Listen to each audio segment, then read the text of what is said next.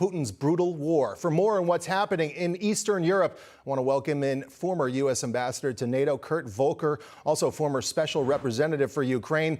Kurt, thanks for making some time for us tonight, Mr. Ambassador. My pleasure. Thank you. Well, can you help us put all of this into perspective, sir? Let's start with those airstrikes near Lviv, which has been largely spared, but it's just 50 miles from NATO territory. What is Putin's strategy there, and do you expect more attacks in that region? Well, a couple of things. First off, Putin's land forces are bogged down. They're not advancing. As we just heard, they're having trouble with supplies. They've lost some of their generals, a lot of desertions, a lot of casualties, a lot of equipment down. And so because of that, he's having to resort to longer range weapons, long range missiles, cruise missiles, and so forth in order to hit targets in the West. Otherwise, he can't get to the West. What he was aiming at in Lviv, there was an airfield where they have parts and maintenance for MiG-29 aircraft. And remember the conversation we've had about Poland potentially providing more MiG-29s to Ukraine. I think the Russians are preemptively trying to make it difficult for Ukraine to receive and use them. Let's move to the southern theater if we can. That's where we've seen some of the biggest devastation in cities like Mariupol. But the big news over the last 48 hours, however, is on the Ukrainian side. The Ukrainians have mounted what appears to be their first counterattack to reclaim territory taken by the Russian city of Mykolaiv.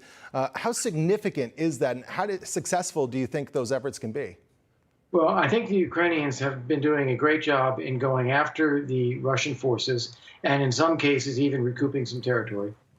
They've done that in the north, and they've done it around Kharkiv as well, all of which have forced the Russians to revert to defense as well as trying to advance a little bit if they can.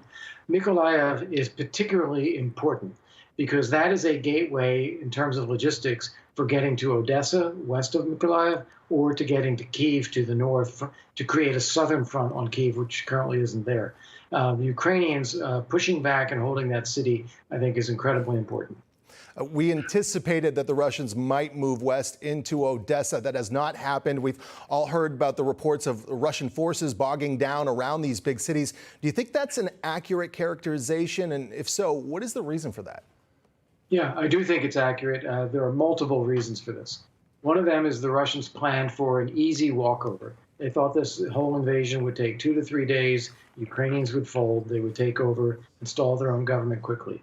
That didn't happen. And that meant they didn't have the rations, they didn't have the fuel, they didn't have the training, they didn't know what they were going to do after those first 3 or 4 days. They tried to advance, and then the Ukrainians were able to block them because they were very well prepared with very good equipment, much of which came from the United States, the Stinger missiles, the Javelin missiles. And so with that, Ukrainians held them off. They further depleted their supplies. Deserters then left their equipment by the side of the road, went off into the woods in search of whatever they could do to survive. So the Russian effort here really collapsed. They've tried to regroup, but the number of casualties that the Ukrainians have inflicted has made it even hard to regroup into units. So the Russians, therefore, as we just heard from your correspondent, are getting more desperate. And that may mean they're going to resort to new weapons. Volodymyr Zelensky has called for going back to the negotiating table with the Kremlin. How likely is that? How likely is Vladimir Putin to want to negotiate these terms?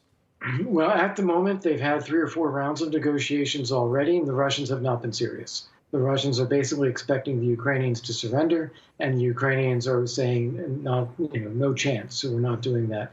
And now the tide of the war, as we're talking about, has turned a little bit in the Ukrainians' favor. They're taking out Russian supply lines, and they're going to outlast the Russians.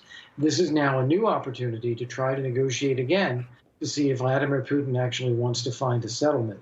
At the moment, I don't think so. I think he wants to keep fighting. Okay, about 30 seconds left.